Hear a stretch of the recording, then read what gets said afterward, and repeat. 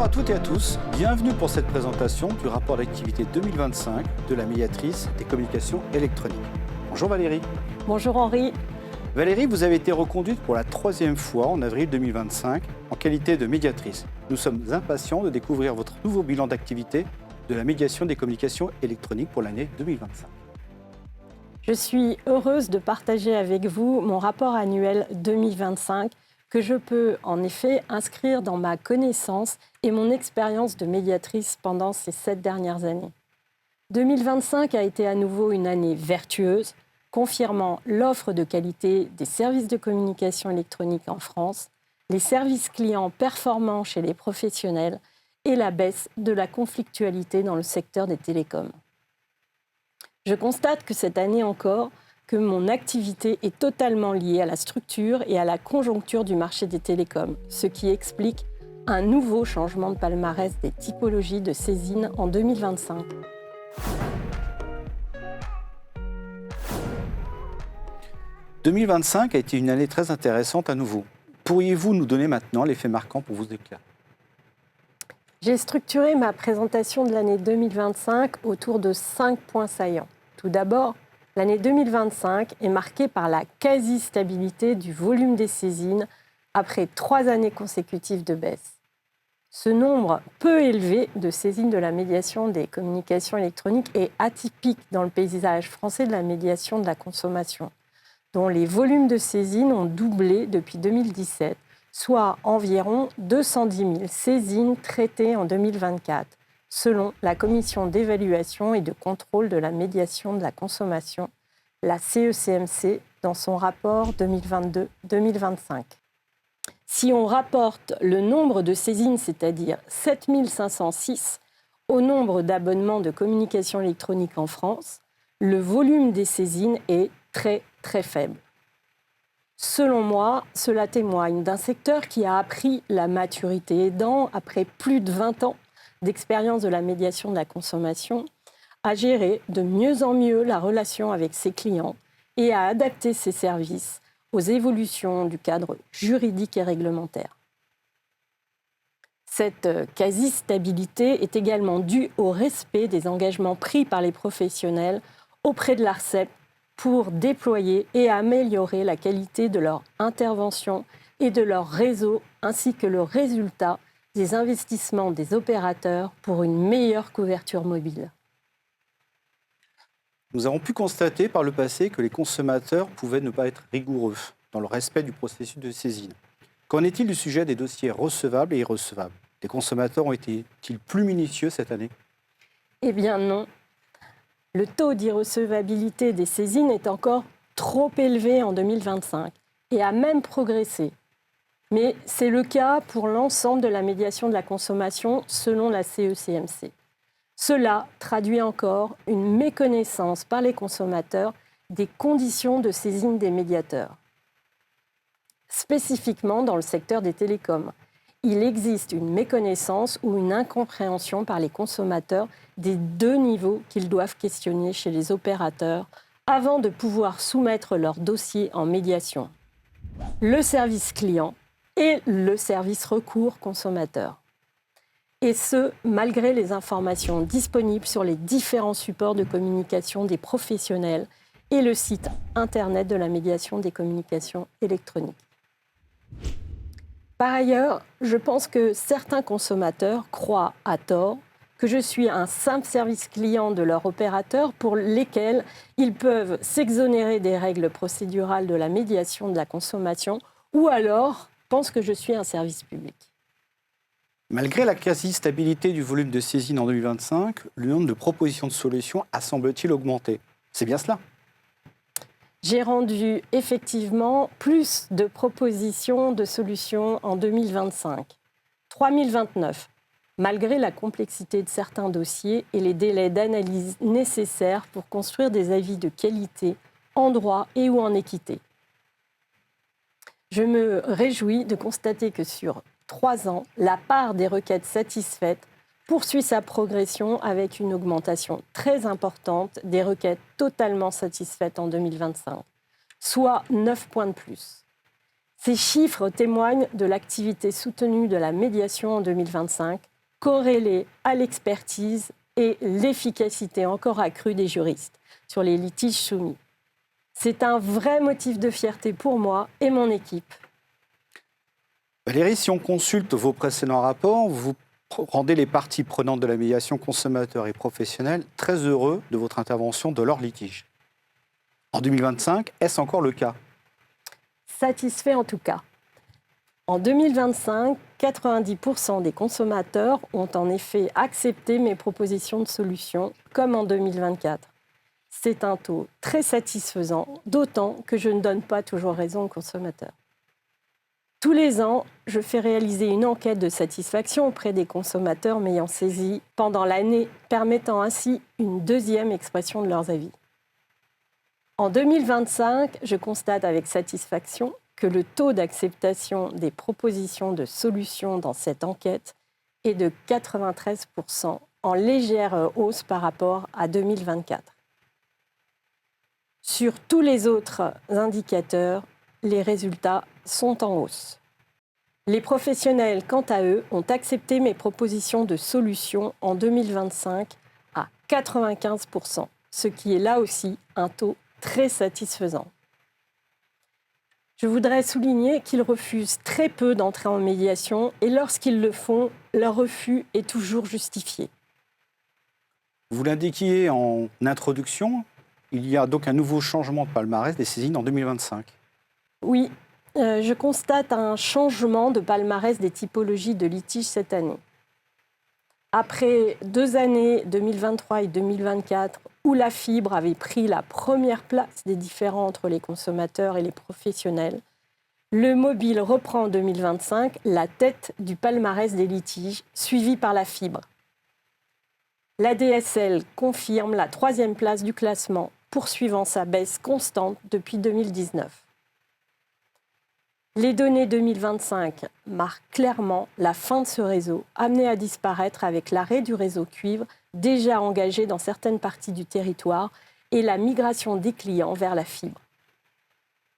Les litiges dans la téléphonie fixe ont quasiment disparu en relation notamment avec la baisse des abonnements sur la téléphonie fixe. À court terme, les litiges de la médiation des communications électroniques devraient se concentrer sur le mobile et la fibre en raison de ce changement du paysage des télécoms. Le satellite pourrait se rajouter à terme avec le développement de son offre. Avez-vous des explications à nous apporter sur les raisons de ce changement de palmarès ? Je rappelle que les litiges dans le mobile avaient suivi une tendance baissière depuis 2020. En 2024, ils avaient connu une hausse importante qui s'est encore poursuivie en 2025. Ces progressions sont le fait de circonstances conjoncturelles différentes. En 2024, la hausse s'expliquait par des litiges relatifs aux contrats lors de leur souscription ou de leur exécution, en lien avec les augmentations tarifaires des opérateurs. En 2025, la hausse des litiges s'explique essentiellement par des litiges en lien avec les sujets du roaming hors Union européenne, data et voix, et de problèmes de facturation en zone transfrontalière. Le sujet du respect de la garantie légale dans le cadre de la vente de terminaux neufs ou reconditionnés explique également cette hausse. Et comment expliquez-vous le passage de la fibre en 2e position cette année ?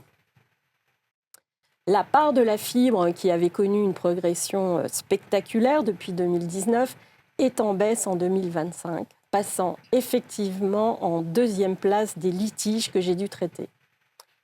Ce n'est pas vraiment une surprise, car la France s'approche de la fin du chantier historique de la construction du nouveau réseau fibre, lancé il y a plus de 10 ans.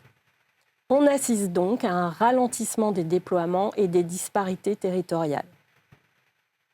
Ces chiffres 2025 confirment par conséquent la baisse du nombre de problèmes et d'insatisfaction des consommateurs dans ce basculement au tout fibre, ce qui est une bonne nouvelle. Dans votre analyse, vous répartissez la nature des litiges dans différentes catégories, ce qui permet d'avoir une analyse plus fine des principaux motifs des litiges. C'est bien cela ?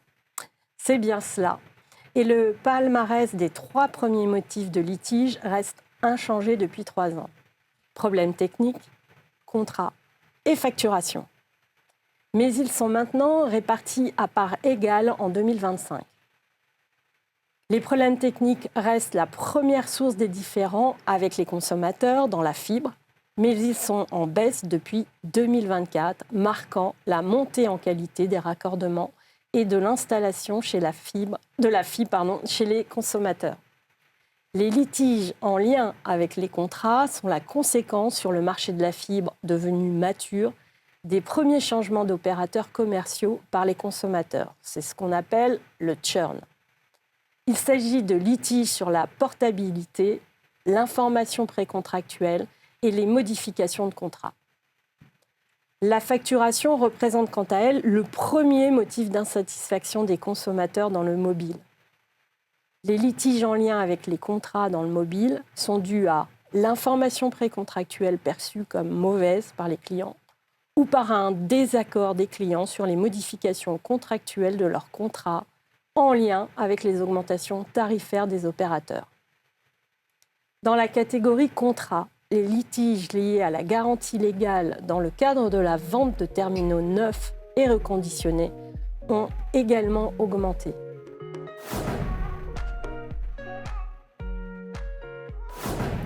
Au travers de votre analyse des dossiers, Valérie, vous observez le secteur et êtes à l'origine des recommandations concrètes et pragmatiques que vous adressez aux professionnels pour qu'ils améliorent leurs pratiques. Vous avez donc ainsi un rôle de vigie et de prévention des litiges. Oui, effectivement, Henri, on peut considérer, comme j'aime à le rappeler, que je suis un lanceur d'alerte aux professionnels pour qu'ils corrigent ou fassent évoluer leur politique commerciale et leurs relations consommateurs avant qu'une décision législative ou réglementaire n'intervienne pour les protéger. Mes recommandations ont donc pour objectif de prévenir le renouvellement de certains litiges répétitifs ou significatifs ou d'en signaler de nouveaux. C'est pourquoi, cette année, j'ai élaboré 8 recommandations, dont 4 concernent le mobile, qui est repassé en tête des litiges, dont une sur le roaming. Au total, j'aurai élaboré 57 recommandations en 7 ans de mandat.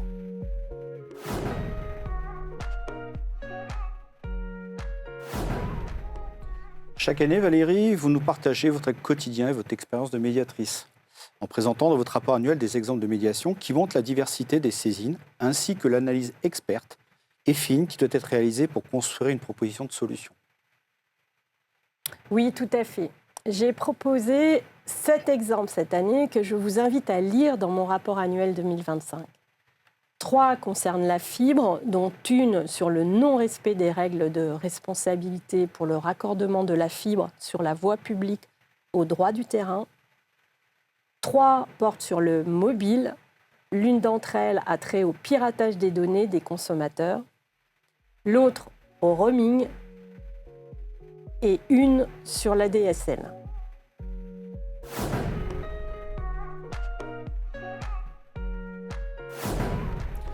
Vous formulez des recommandations aux professionnels pour qu'ils améliorent leurs pratiques, mais vous souhaitez aussi accompagner les consommateurs en leur proposant des conseils pratiques, souvent à titre préventif. En effet, Henri, observatrice éclairée du secteur des télécoms, je m'attache chaque année à ce que les consommateurs disposent d'informations pratiques pour les aider dans leur démarche auprès de la médiation et pour comprendre les pratiques du secteur des télécoms ou les évolutions législatives nationales et ou européennes.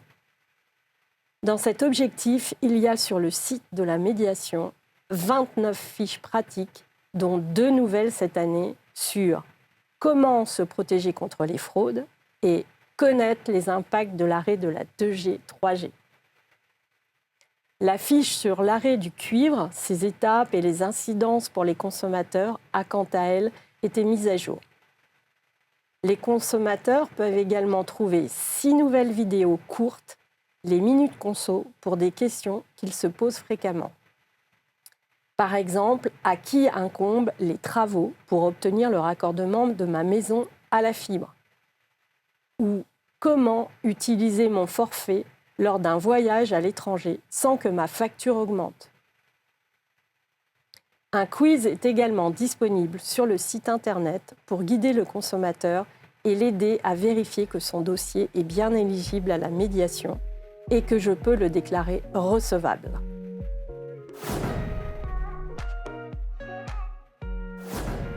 Comme vous l'avez rappelé, vous avez un rôle de vigie sur l'environnement, les usages et les nouvelles technologies dans le secteur des télécoms. Au travers de votre expérience et de vos observations durant cette année 2025, quels enjeux et perspectives voyez-vous pour 2026 ? 6 nouveaux sujets émergent en 2025 qui appellent une grande vigilance de ma part pour les années prochaines. 2 sont en lien avec la sécurité des données. J'ai constaté une hausse des litiges relatifs aux fraudes qui peuvent aller jusqu'à la perte de sa ligne mobile pour la victime. Pour la première fois en 2025, j'ai reçu des demandes d'indemnisation de consommateurs en réparation du vol de leurs données à la suite de cyberattaques subies par leur opérateur. Le troisième sujet qui émerge avec une augmentation des demandes concerne l'application de la garantie légale dans le cadre de la vente de terminaux neufs ou reconditionnés pour lesquels les professionnels ont tendance à renverser la charge de la preuve du dysfonctionnement sur le consommateur. En raison de la maturité du réseau fibre et de la concurrence par les prix, de nouvelles problématiques sont aussi apparues en 2025 liées au changement d'opérateurs commerciaux par les consommateurs, le churn. Nous verrons comment ce sujet évolue en 2026. Je pourrais aussi avoir à traiter en 2026 de nouvelles problématiques relatives aux abonnements satellitaires qui pourraient augmenter à la suite de l'arrêt du réseau cuivre. Enfin, à compter du 19 juin 2026, les professionnels devront mettre en place une fonctionnalité de rétractation des contrats avec les consommateurs à leur interface en ligne et mettre à jour leurs conditions générales de vente afin de les informer. Je m'assurerai du bon respect de cette nouvelle règle. Et y a-t-il d'autres enjeux, peut-être plus récurrents ? En effet, les autres enjeux sont sensiblement les mêmes que ceux de 2024. Je vais rester attentive au bon déroulé de la fermeture du réseau cuivre qui va s'étaler jusqu'en 2030. Dans l'installation de la fibre, je rencontre encore trop d'adresses éligibles à la fibre alors que l'opérateur commercial se trouve dans l'impossibilité de raccorder l'habitation du fait du réseau de l'opérateur d'infrastructure, qui n'est pas conforme. Dans de nombreux cas, et du fait de l'opérateur d'infrastructure, les opérateurs commerciaux sont dans l'impossibilité technique de réaliser l'installation de la fibre chez leurs clients sans pouvoir même lui indiquer quel délai l'opérateur d'infrastructure va intervenir pour rendre possible le raccordement à la fibre de leur logement. Il reste encore des consommateurs victimes de dégâts à leur domicile consécutifs à l'intervention d'un technicien peu scrupuleux du respect des règles d'installation de la fibre ou qui souffrent de problèmes de qualité de service de la fibre. Je vais être très attentive aux évolutions annoncées par les opérateurs pour 2026 afin d'assurer la qualité du réseau fibre. Comme j'en faisais déjà l'alerte en 2024, il est essentiel que les professionnels, opérateurs, prestataires de téléalarmes, ascensoristes, etc., et les parties prenantes anticipent l'extinction du réseau 2G, 3G et mettent en œuvre des campagnes d'information afin de limiter les risques de mécontentement des consommateurs. Vous trouverez sur le site de la médiation une fiche pratique à ce sujet. Il existe un enjeu majeur maintenant que la construction des réseaux fibres touche à sa fin, qui est celui de la qualité des services fibres qui sont susceptibles d'être différents d'un réseau à l'autre selon l'opérateur d'infrastructure qui l'a construit ou selon l'opérateur commercial qui en assure l'exploitation commerciale. Concernant la couverture 4G mobile, elle avoisine les 98% du territoire et touche également à sa fin. Mais il reste toujours des problèmes d'antennes relais en panne ou de perte de débit qui me sont soumis par les consommateurs. Enfin, la révision de la directive européenne Médiation de la consommation a été publiée et je vais, avec mon équipe, appréhender au mieux les évolutions nécessaires à notre organisation. Valérie, merci pour ce point complet et très intéressant de votre activité en 2025. C'est, je crois, le moment de conclure votre présentation. En effet, En conclusion, je voudrais rappeler mon indépendance et mon impartialité qui régissent ma pratique de médiatrice. Redire le rôle essentiel des parties prenantes dans le processus de médiation.